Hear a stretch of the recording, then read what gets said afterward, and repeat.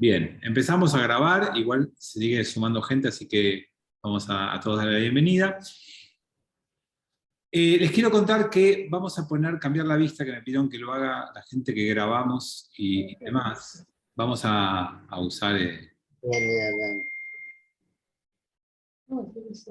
esperen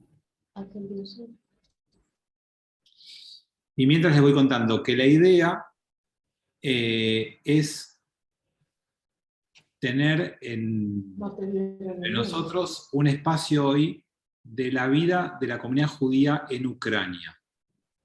Vamos a cambiar el recorrido, pero me parece que tiene mucho que ver con lo que estamos viendo. Nosotros el año pasado en este curso, en este espacio de estudio, llegamos hasta la campaña del Sinaí en Israel, es decir, hasta la década de 1950.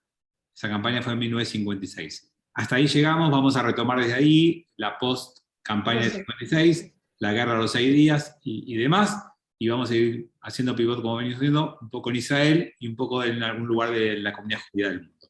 Pero como hoy estamos todos atravesados por un conflicto que está teniendo lugar en Ucrania y como hay mucha información dando vueltas, la propuesta va a ser que hoy nos dediquemos un poquito a hablar de la comunidad judía en Ucrania.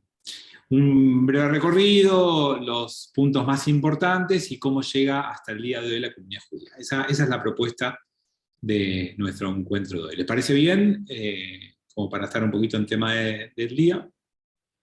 Y la semana que viene empezamos con nuestro recorrido habitual. Esperemos que el mundo no nos sorprenda con otra cosa que tengamos que dedicarnos a esa otra cosa en esta semana que nos separa del martes que viene. Bueno, arranquemos. Ustedes ya deben saber que Ucrania, con Kiev como capital, era parte de un gran imperio ruso, o de Rusia como parte de un territorio muy extendido, y hay judíos en Ucrania más o menos hace 1000 años. Por lo menos en las cantidades más importantes y demás. Hay historias más antiguas todavía, pero esas son muy pequeñas y no tuvieron continuidad. No, que podemos decir, hablar de una comunidad judía, especialmente en la zona de Kiev, allá por el siglo X, quizás IX, una época de ya judíos establecidos, que tienen un gran esplendor o un gran número hasta el siglo XIII, que ahora les voy a contar un poquito por qué. A grandes rasgos, esa es la primera etapa de esa comunidad judía.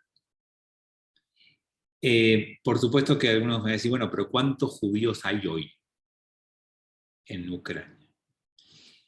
Tengo que decirles que nadie sabe, que hay estimaciones, por supuesto, pero que no tenemos un número exacto. Y esas estimaciones tienen una diferencia importante del número del que estamos hablando. Así que vamos a intentar llegar a un número que pronto les diré cuál es, después de recorrer esta historia de este pueblo judío. Entonces, en principio, les puedo decir que ¿de dónde vienen estos primeros judíos que hablamos del siglo IX, X? No sé si alguno recuerda, nosotros estudiamos en este curso hace muchos años, la historia de los judíos házaros. Los házaros fueron un reino que en el siglo VIII se convirtieron al judaísmo. Es el único caso en la historia judía, lo estudiamos porque es una cosa fuera de lo habitual y de lo común, un reino entero se convierte al judaísmo. Seguramente porque por un lado avanzaba el cristianismo en forma muy fuerte y por otro lado el islam estaba tomando y ganando terreno y quisieron mantener alguna independencia, quisieron diferenciarse, estudiaron las religiones y decidieron convertirse como reino completo al judaísmo. Esos házaros o cázaros, digamos, tienen diferentes formas de pronunciarse, pero ahora hablamos de los mismos, se expandieron del lugar del imperio turco original del cual ellos venían, y parte de estos judíos se establecieron en la zona de Kiev, y a eso le dio un volumen a la comunidad judía de Kiev, o de Ucrania hoy en día, que permitió hablar de una comunidad importante. Yo les dije que esto fue hasta el siglo XIII, porque en el siglo XIII fueron las invasiones de los tártaros, otro tema que no nos vamos a meter ahora, pero para mencionar para los que tengan un poquito de idea de esto de historia, y eso arrasó con gran parte de la comunidad judía, que después se fue reconstruyendo y fue fundando comunidades judías en Volinia, es uno de los lugares donde hay en Ucrania hoy judíos, Podolia, Bratslav, Chervoka, hay como diferentes lugares además de Kiev, y uno de los lugares que en la época jasídica se desarrolló mucho se llama Chernobyl, un lugar que todos ustedes escucharon nombrar por la tragedia de la fuga radiactiva, pero antes de ese momento hubo una comunidad judía ahí más o menos importante. Estamos hablando de que después de los cázares, de los tártaros que arrasaron y la reconstrucción, esa comunidad judía ucraniana tiene un número importante y una presencia importante en pleno siglo XVII. Y en el siglo XVII aparece un personaje que los que alguna vez en la historia conocen se llama, me callé a ver si alguien lo escribía, se llama Chmielninski. Chmielninski es un cosaco que viene, ¿saben de dónde? De Crimea, que hoy ya no es Ucrania, pero que hasta el 2014 era Ucrania y que fue ocupado y en términos rusos recuperado, o en términos ucranianos quitado por parte de los rusos a los ucranianos. De Crimea viene este cosaco que, queriendo luchar contra los polacos, en el camino y forma de envalentonarse, y porque era la persona más débil, arrasa con los judíos de Ucrania.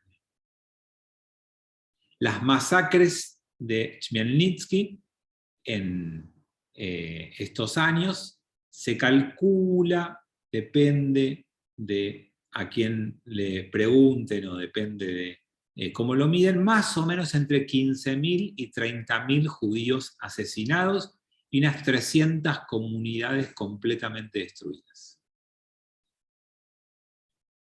Esto fue un movimiento muy fuerte para nuestro pueblo, del cual costó mucho recuperarse, y porque cuando uno habla de muertos, tiene que saber que después hay que multiplicar por 3 o 4 para saber el número de heridos, y después tiene que saber que un porcentaje de esos también fueron cautivos, además de los muertos, además de los heridos, hay prisioneros, hay cautivos, hay esclavos.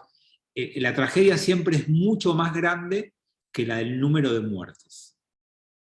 Y eso fue uno de los grandes golpes de esta comunidad judía de Ucrania, y a partir de allí viene una respuesta judía. En general, cuando estudiamos historia, sabemos que el pueblo judío, cada vez que sufre un gran golpe, por lo general, resurge con alguna propuesta innovadora y creativa.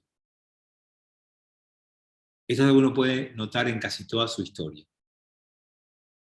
Cuando hablamos de la tragedia con los romanos y la destrucción del templo de Jerusalén y las expulsiones de los judíos de Israel y el cambio de nombre de Israel por el nombre Palestina, que fue una tragedia tremenda hace 2000 años, la respuesta judía fue el Talmud. Cuando hablamos de la matanza y expulsión de los judíos de España, 1492, cuando era la comunidad judía más poderosa del mundo, una comunidad de muchísima historia establecida y viviendo en España, con el siglo de oro español y con todo el desarrollo que tenían, y viene la expulsión de los judíos de España, viene la Kabbalah en Tzfat como respuesta a esa situación. Y así podríamos encontrar, uno podría decir, después de la Shoah, el Estado de Israel como respuesta judía también, después del peor acontecimiento de su historia. Bueno, ¿cuál fue la respuesta de esta masacre que tuvo lugar en básicamente Ucrania, también en Polonia, con esta matanza tremenda de judíos por parte de Chmielnicki? La respuesta se llamó hasidismo. Y ese hasidismo se va a desarrollar en el origen en Polonia, pero después se va a extender a Ucrania, a Bielorrusia, a Lituania y a Rusia, entre otros lugares. Pero tiene origen por esta masacre y tiene respuesta que involucra a Ucrania. Entonces, un poquito les quiero contar algunos rasgos de este movimiento hasídico que ya estudiamos en su momento, para después ver un poquito una particularidad en Ucrania de esta respuesta. En hebreo la palabra hasid significa piadoso. Es alguien que decide observar y cumplir más que lo imprescindible que te exigen y te piden. Si el judaísmo te dice, rezá 15 minutos a la mañana, la tefilá de la mañana, el hasid va a decir, no, pará, llego media hora antes para prepararme, para estar listo, para cuando llegue el momento del rezo yo pueda rezar con todo mi corazón. Entonces me exijo más de esos 15 minutos poniendo una previa y poniendo una parte posterior. Entonces, no se contenta con el cumplimiento estricto de los mandamientos, sino que es alguien que intenta brindarse por completo a la observancia de los mandamientos. Primera característica. Segunda, es un movimiento que nace en un contexto de destrucción, de pobreza y de carencia, y entonces nace sostenido en el cumplimiento del judaísmo con alegría. Dice que el judaísmo, desde la expulsión de los judíos de Israel, desde los romanos, desde hacía en ese momento 1500 años, había entrado en una época de duelo. El judaísmo era triste, era oscuro, era amargado, estaba de duelo permanente. Entonces el hasidismo viene a romper ese duelo y a proponer una propuesta de vida judía alegre, feliz, baila, canta, toma alcohol. Es una propuesta donde el placer y la alegría y la felicidad tienen que estar como centrales. Y de hecho, la comida ocupa un lugar muy importante, porque la comida es placentera. El baile es central. La risa, el alcohol, bueno, todo esto es otro de los grandes condimentos de este hasidismo, que hay que entender como respuesta a lo que pasó, siempre, ¿no? Como dentro de esa destrucción que les tocó vivir. Y vamos a agregarle un par de características más. La siguiente es la que dice que el movimiento hasídico se ordena alrededor de una figura, el Rebe, que suele ser considerado un tzadik, un justo, y ese Rebe es el que se pone en el centro de la escena, y los hasidim son los que eligen a ese como su Rebe y le responden casi ciegamente a ese Rebe con una devoción y una admiración y un cariño y una obediencia que me da ganas de proponerles a ustedes que seamos un grupo hasídico y que yo sea el Rebe. Pero bueno, no importa. No lo vamos a votar ni nada porque no me voy a arriesgar a perder por Goliat. Pero hay una figura, un Rebe en el centro que despierta en todos los que están alrededor un seguimiento y una admiración tal que llegamos a entender que hay cuentos donde dicen que la gente hasta aprendía a atarse los cordones del Rebe, a cómo comportarse en la vida, el Rebe de ejemplo, imagen de todo. Al día de hoy hay grupos hasídicos que todavía se mantienen muy fuertes en Israel, y que va el Rebe, toca una comida en Shabbat el viernes a la noche, se va y toda la gente quiere comer lo que el Rebe tocó. Todo eso es pre-COVID. Pero bueno, hay toda una devoción que sigue vigente y que nace en esa época, como otras características. Y les agrego una más, podríamos encontrar muchas más, pero una más que es muy importante también, es que le quita al judaísmo el concepto de élite. Si vos querías ser un judío en la antigüedad, podías ser cualquier judío. Pero si vos querías ser un judío un poquito más cercano, tenías que estudiar. Y si vos querías escalar en este crecimiento judaico, tenías que ser un intelectual. Estudiar el Talmud es difícil, es denso, tenías que estudiar en idiomas y tenías que saber Torá, Talmud, profundidad, filosofía, análisis. La vida judía intelectual era un desafío para pocos. Y la mayoría de la gente debía mirar el judaísmo de lejos. El hasidismo rompe ese modelo elitista y te lo reemplaza por un modelo emocional. No hace falta que estudies un montón, lo importante es que vos lo sientas. No es necesario que repitas el Talmud de memoria. Tenés que llorar cuando rezás, tenés que reír cuando cumplís una mitzvah. Y por eso acá hay dos grandes ejemplos sencillos, pero para que entiendan el fondo de esto, es el de un cuento en donde un chico que no conoce ninguna tefilá, pero toca un sonido en una flauta, el rabino dice, fue el niño que mejor rezó, y que más alto llegó, y que nos hizo elevar a todos. Como si me rompí el alma estudiando 40 años de mi vida Talmud, y viene un nene que no sabe nada y toca la flauta y reza mejor que yo. Es revolucionario el planteo. Y es totalmente disruptivo a lo que venía el judaísmo. Eso explica en parte, además de la adoración de la gente con el rabino y demás, por qué esto va a despertar un movimiento de gente contraria, que van a odiar al hasidismo y lo van a querer excomulgar y van a combatirlo, que se llaman mitnagedim, los que estaban en contra, viene de neged en hebreo. Yo les dije dos ejemplos, uno es el niño tocando la flauta y el otro es el de los cuentos.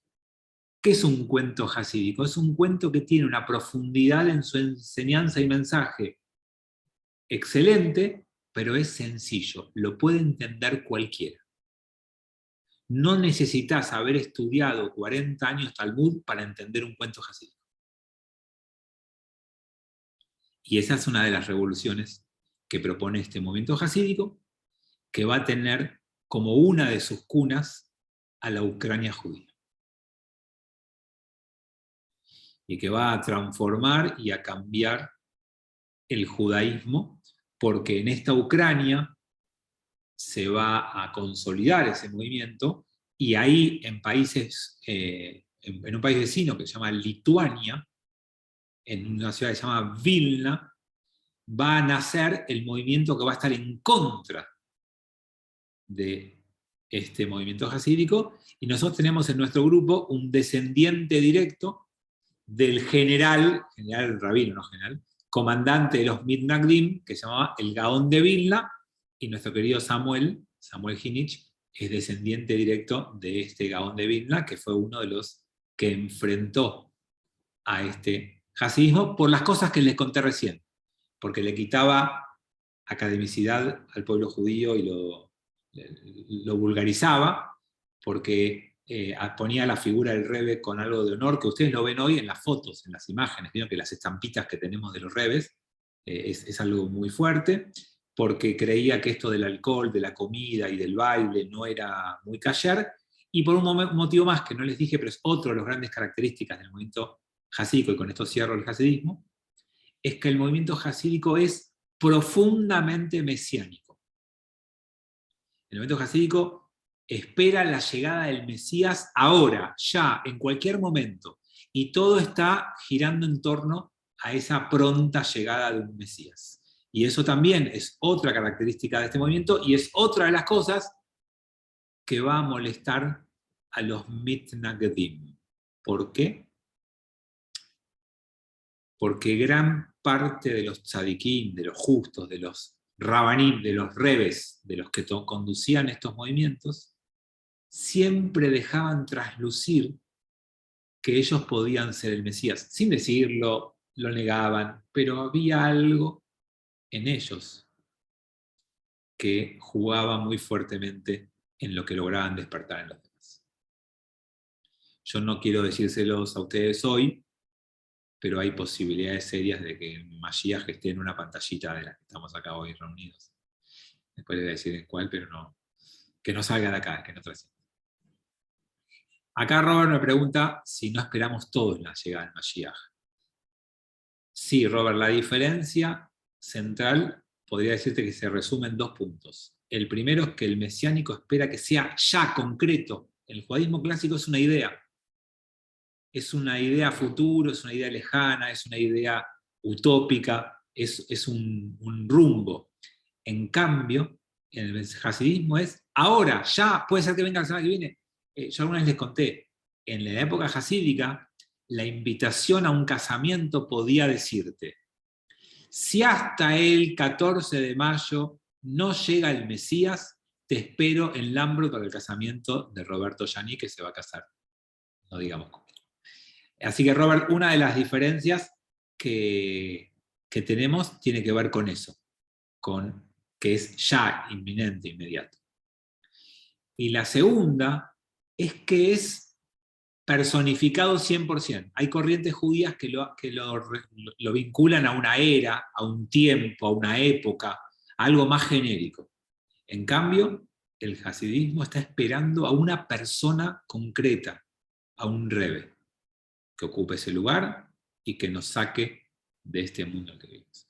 Así que si bien es cierto lo que vos decís, que todos esperamos al Mashiach, está esta diferencia muy particular con estas 2 características por parte de ellos. Bien.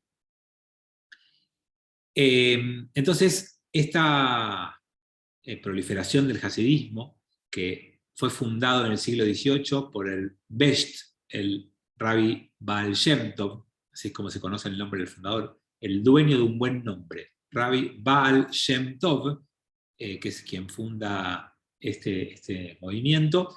Sus discípulos van a empezar a ser shlichim, a ser enviados y a expandir este movimiento, y es allí como llega el hasidismo al territorio de Ucrania, que por momentos va a tener tierras anexadas a Rusia y por momentos va a tener tierras separadas de Rusia, entonces queda todo en una zona bastante nebulosa para entenderlo claramente hoy.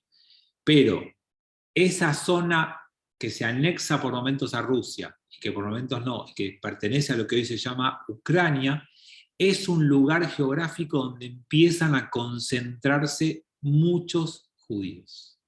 Es una zona de asentamiento judía. No solo Kiev, que está como en el centro, sino que hacia el este, en más cercanías de la zona de Rusia, empieza a haber una fuerte presencia judía. ¿Sí? Tenemos dinastías en Ucrania muy marcadas, hasídicas, lo nombro por si alguno las conoce, ¿no? Pero los Hasidim de Belz, los de Bratslav, Rabbi Nachman de Bratslav, que esos son más conocidos todavía, son todos oriundos de la zona de Ucrania. Y les voy a contar algo bastante importante de esta línea de Rabbi Nachman de Bratslav, que si alguno va hoy a Israel, es un movimiento súper presente, y es el que dice, vieron que pone una letra, 2 letras, dice Nachman de Bratslav, que van creciendo con las letras que pone, por si lo vieron en un cartel. Ese movimiento de Bratslav se consolidó en Ucrania, y cuando Rabbi Nachman murió, el discípulo de él trató de mantener la costumbre de su maestro, centrado en Rabbi Nachman, y quedó como el grupo hasídico sin rebe, el de la silla vacía. Había una silla que representaba al Rabbi Nachman, que después se llevó a Jerusalén, y hoy está en Israel, y que era lo que nucleaba a este movimiento. Y fue enterrado allí, en un lugar que se llama Uman, que es dentro de Ucrania. Y se transformó en lugar de peregrinación, porque el Rebbe de Nachman de Bratslav hacía una reunión anual previo a Rosh Hashanah en esa zona, y cuando se murió la siguieron haciendo en su tumba, y hasta el día de hoy, todos los años, va un grupo importante de Hasidim, de judíos piadosos y de algunos empresarios que les gusta acompañarlos, van todos los años a Uman, a la tumba del Rebbe Nachman, generalmente en vísperas de Rosh Hashanah. Hoy es parte del turismo judío que existe en el mundo. Bastante difundido. O sea, en Ucrania tenemos hoy, todavía mantenemos eso. Como les dije antes, también en Chernobyl había una comunidad judía importante, y en varios lugares más. Tenemos allí varias dinastías de rabinos con bastante presencia en todos esos lugares, y también en Ucrania va a tener lugar el movimiento judío contrario al hasidismo, no el que se opone, sino contrario en lo intelectual, que se llama Haskalah. Si alguien conoce la palabra en hebreo, Haskalah es el movimiento del iluminismo, de la ilustración, es el movimiento de las luces, es el movimiento de la razón, que es el opuesto al movimiento de la emoción hasídica.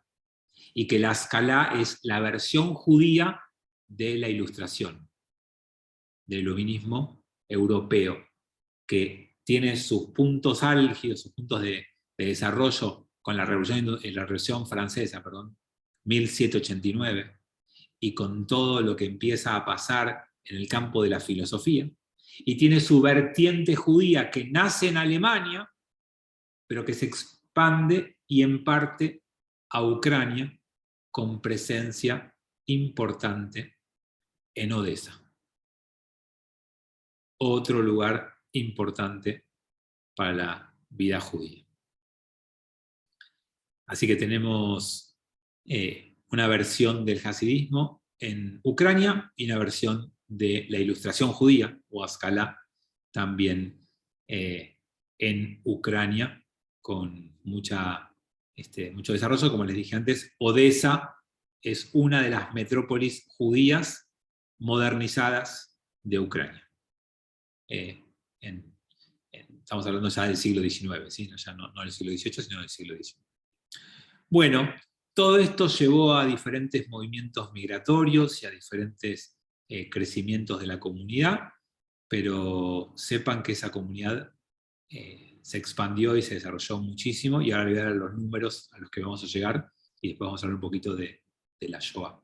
Pero a grandes rasgos quería pintarles un poquito cómo llega esta comunidad judía al siglo XX, y vamos a contarles un poquito ahora entonces cómo se va a consolidar esto a partir de esos años.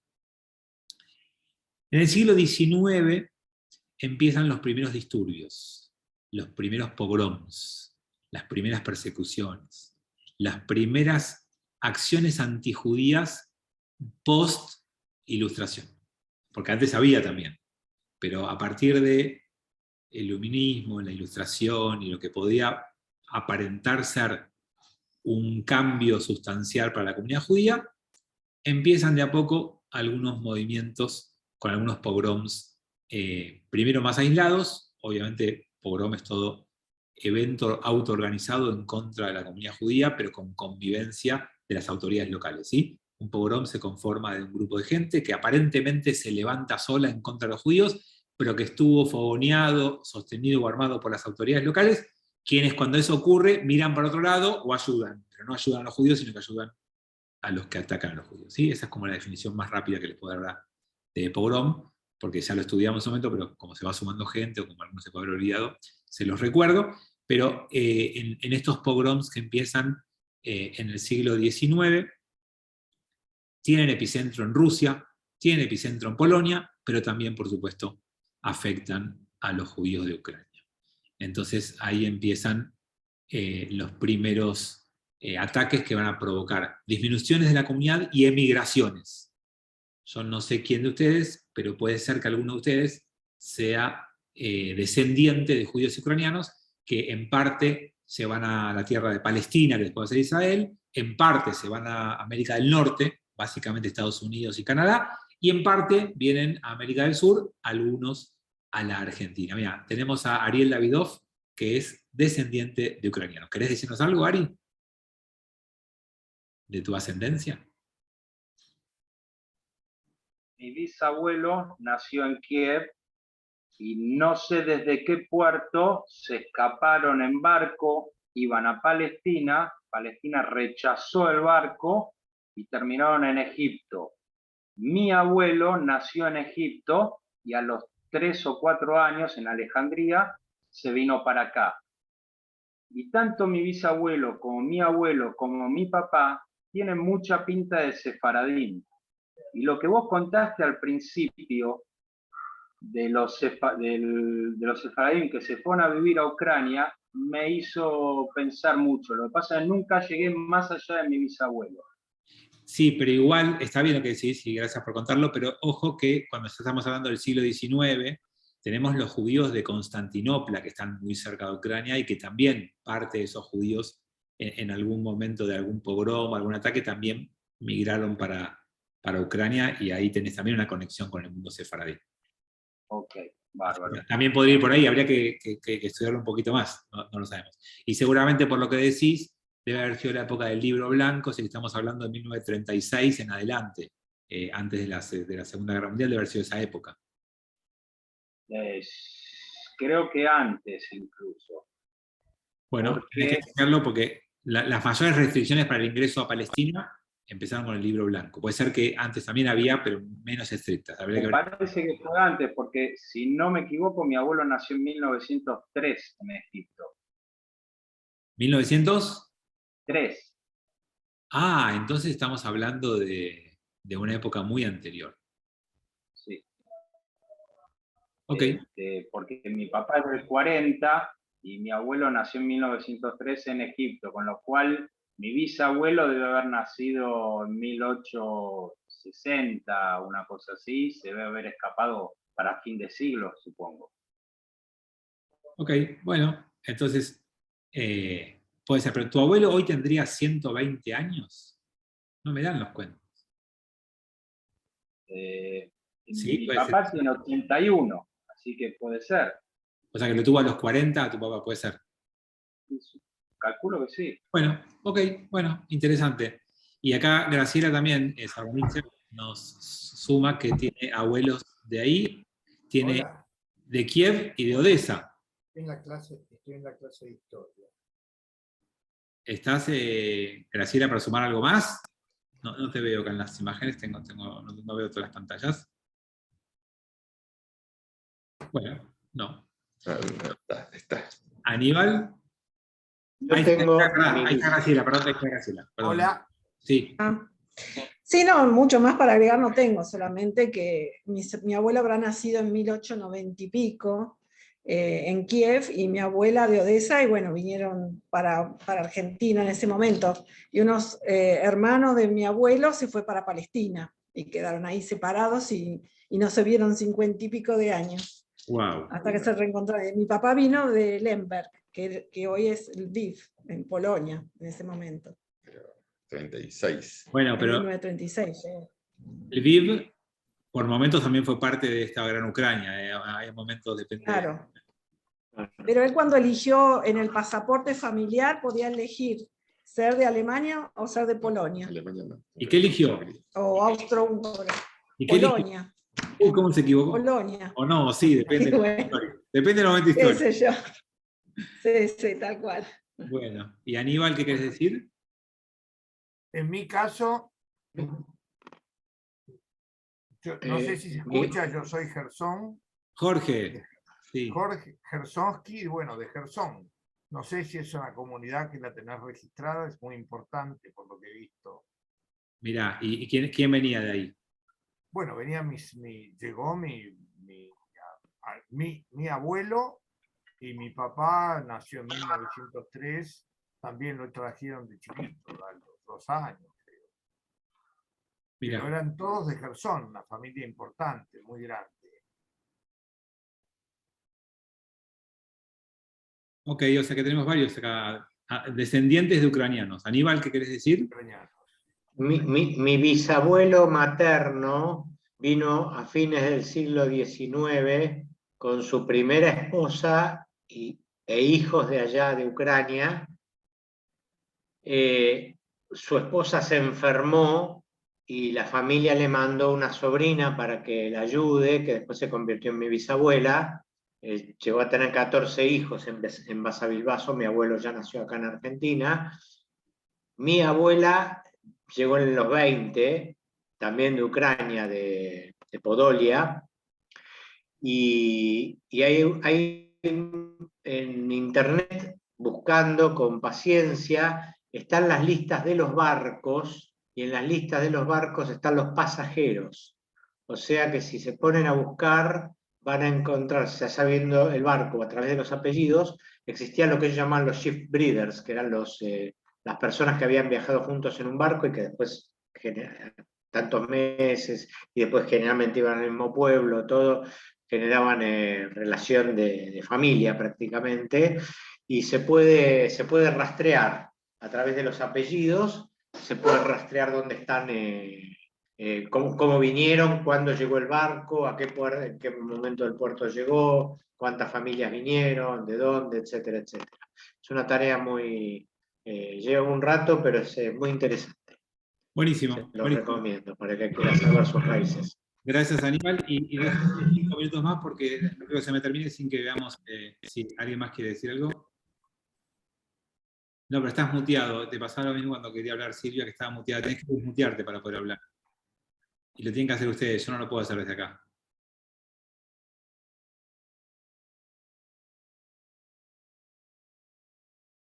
Tienen que descliquear el botón, el micrófono en rojo tachado, tienen que poder cambiarlo a...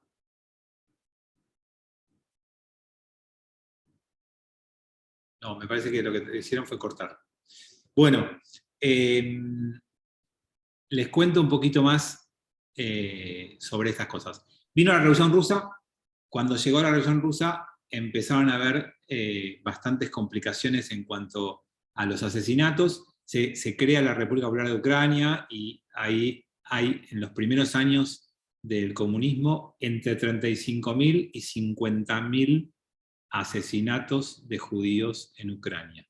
Fue un periodo muy, muy difícil, con pogroms masivos y con mucha persecución y antisemitismo en Ucrania, que empieza cada vez más fuerte y que tiene algo que ver con lo que Putin dice en estos días sobre el antisemitismo en Ucrania, que vamos a seguir construyendo en estos últimos minutos para que vean de dónde viene lo que él dice.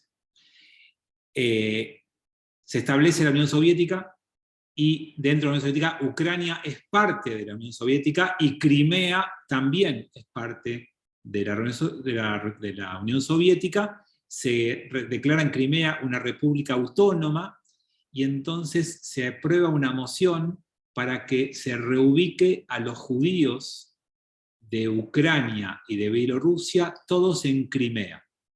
Y se logran trasladar 50.000 familias, escuchen los números, 50.000 familias de Bielorrusia y de Ucrania a Crimea. Todo esto hecho por el gobierno soviético, ¿sí? Y eso genera más antisemitismo. Cuando llegan judíos en masa a Crimea, despierta más el antisemitismo, incluso se llega a un punto en donde Stalin propone, escuchen esto, en 1944, en plena Shoah, que ahora vamos a volver un poquito para atrás, pero en plena Shoah, 1944, propone que Crimea sea la patria judía.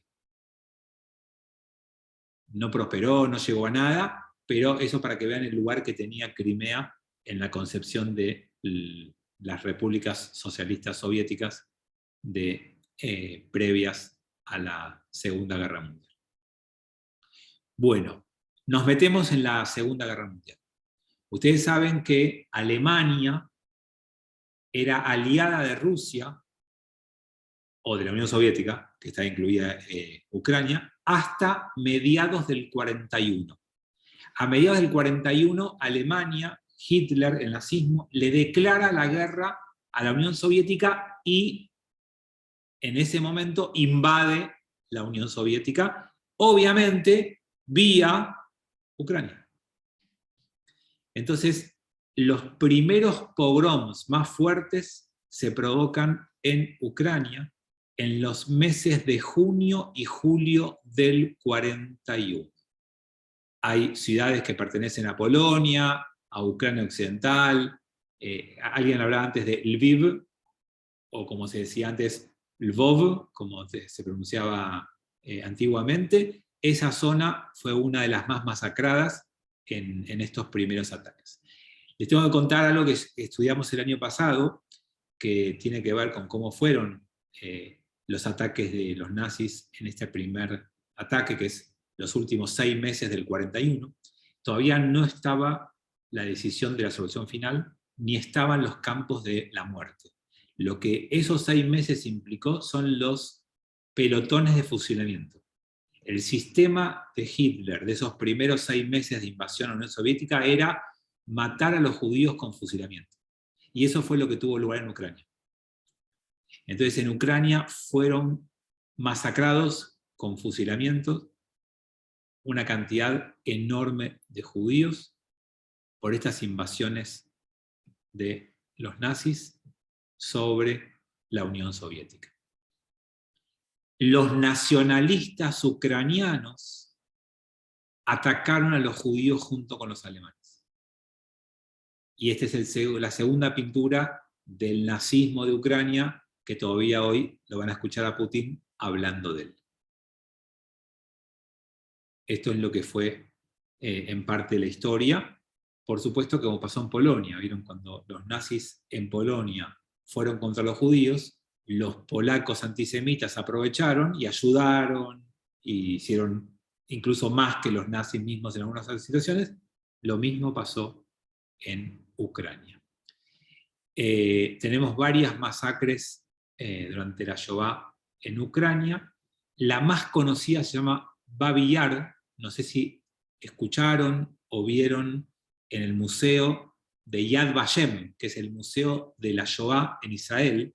Yad Vashem tiene un lugar exclusivo de lo que pasó en Babi Yar. Babi Yar es una barranca en Kiev, la capital de Ucrania. Es un lugar donde los nazis llevaron a fusilar a la comunidad judía de Kiev entera. Y fue tristemente conocida y famosa porque es uno de los lugares donde más asesinatos hubo en un solo día. Entre el 29 y el 30 de septiembre del 41 mataron 33.000 judíos en un día. 33.000 judíos. Son esas masacres en masa que quedaron en la historia de la Shoah como las más trágicas, y fue superada después por otra masacre de más personas en un solo día. ¿Y saben dónde? En Odessa, también en Ucrania, en donde casi 41.000 judíos, según alguna de las fuentes 50.000 judíos, entre 40 y 50.000 judíos fueron masacrados en octubre del 41. Así que tenemos en Ucrania las atrocidades concentradas en menos tiempo más graves de la Shoah. Otra de las razones por las cuales Putin, miren la confusión que dice, habla del antisemitismo de Ucrania. Por supuesto que hoy también hay movimientos antisemitas en Ucrania, y es como todo el filonazismo que hay hoy en Europa, es parte también de lo que estamos hablando acá. Si bien me tengo que acelerar porque ya me quedo sin tiempo, necesito, simplemente contarles un poco de los números de la comunidad judía hoy, de cuántos judíos puede haber. Se supone que antes de la Shoah podía haber en Ucrania unos 800.000-900.000 judíos. Perdón. Antes de la Shoah podía haber ido entre 1 millón y 1.200.000 judíos. Antes de la Shoah. Después de la Shoah, obviamente que el número tuvo un descenso importante, pero se supone que en la década del 60, 1960, podía haber 800.000 judíos en Ucrania. Un número inmenso si tienen en cuenta que en ese momento había 13 millones de judíos en el mundo. Ucrania era la segunda o la tercera comunidad judía más grande de Europa antes de la Shoah, porque tenías a Polonia, tenías a Rusia y después tenías a Ucrania, como cantidad de judíos en Europa. Y después de la década del 60 empezó a descender violentamente, en parte por emigración. Muchos judíos de Ucrania se fueron. Cada vez que pudieron hacerlo lo hicieron, pero se fueron en mayor cantidad cuando cayó la cortina de hierro. Cuando dejó de ser parte de la Unión Soviética, a partir del 89-90, empezó la emigración más masiva. Primero hubo, ¿se acuerdan que Israel trabajó mucho para liberar judíos de la Unión Soviética y hubo permisos de migración de la ex Unión Soviética a Israel. Hoy ustedes tienen en Israel más de 1 millón de inmigrantes de origen ruso-ucraniano, porque son Unión Soviética. Así que se permitió un poco antes y después en mayor cantidad. Se fueron muchísimos. Políticos famosos israelíes del día de hoy son descendientes de ucranianos, que parte de esa inmigración nutrió. Así que de esa forma se fue bajando y disminuyendo, y hoy, como les dije, el número de mínima es 100.000 judíos, el número de máxima es entre 300.000 y 400.000 judíos. Así que suponemos que debe haber 200.000, que es casi como la comunidad judía argentina, que es la 6ª o 7ª del mundo. O sea, sigue habiendo una comunidad enorme de judíos en Ucrania. ¿Por qué no sabemos cuántos hay? Y porque durante la Unión Soviética, durante la época de la Unión Soviética, estaba prohibido. Y hay muchas familias escondidas, hay mucha gente que perdió su identidad, hay mucha gente que todavía no lo cuenta. Entonces es muy complejo saber cuántos judíos hay en Ucrania. Sí sepan que la comunidad estaba floreciente hacia este conflicto, tenía centros comunitarios, sinagogas, clubes, escuelas, y tenía un desarrollo en crecimiento. Obviamente, todo ese esfuerzo hoy está puesto en sacarlos. Y para los que tal vez lo leyeron, el día sábado, en pleno Shabbat, todos leímos en los diarios que el primer ministro de Israel viajó a Ucrania para intentar negociar con el presidente Putin y el presidente ucraniano un acuerdo. Pero no fue solamente eso. Fue porque eso permitió que 3 aviones enteros salgan de Ucrania con judíos ucranianos y llegaron casi 500 personas a Israel en Shabbat, vulnerando todas las normas del gobierno. ¿Por qué? Porque había peligro de vida y en esos casos se puede. Así que, si bien en 100.000 o 200.000 judíos, 500 es muy poquito, para cada uno de esos 500 fue un cambio fenomenal y poder salvar su vida. Y hoy hay en las fronteras de Ucrania centros comunitarios judíos que están recibiendo a los que pueden escaparse, que permiten, y lo que me contaban hoy desde Israel, con esto cierro, es que lamentablemente muchos judíos ucranianos en familia llegan a la frontera, y cuando del otro lado están los campamentos armados para recibirlos, no terminan pasando porque las autoridades de la frontera permiten que salgan las mujeres y los hijos y no los hombres. Y las mujeres no se van para quedarse con sus familias, y entonces muchos de esos escapes se frustran porque Ucrania hoy no permite a ningún hombre entre 18 y 60 años salir de Ucrania. Entonces eso es un poco lo que está pasando hoy en esa frontera compleja y difícil. Bueno, un pantallazo, una idea de la comunidad judía de Ucrania hasta nuestros días, y la idea de volver a estudiar, de volver a conectarnos con fuentes, con datos, con historia, pero con esta idea de siempre hacerlo desde lo personal que cada uno pueda conectar, desde las tradiciones de familia, de las cosas que uno escuchó, y también, por supuesto, de entender cómo estamos como estamos, y por qué estamos como estamos, y cómo llegamos hasta esto. Así que si les parece bien y están de acuerdo, nos vemos el martes que viene, a las 19:05, para 19:10, empezar a arrancar el encuentro hasta las 20, y los que tengan ganas, en 5 o 10 minutos abro el de Torah, el otro Zoom, para que se conecten. Buena semana, gracias, y nos vemos en Shabbat o el martes que viene. Chau. Gracias, Rabo, hasta luego.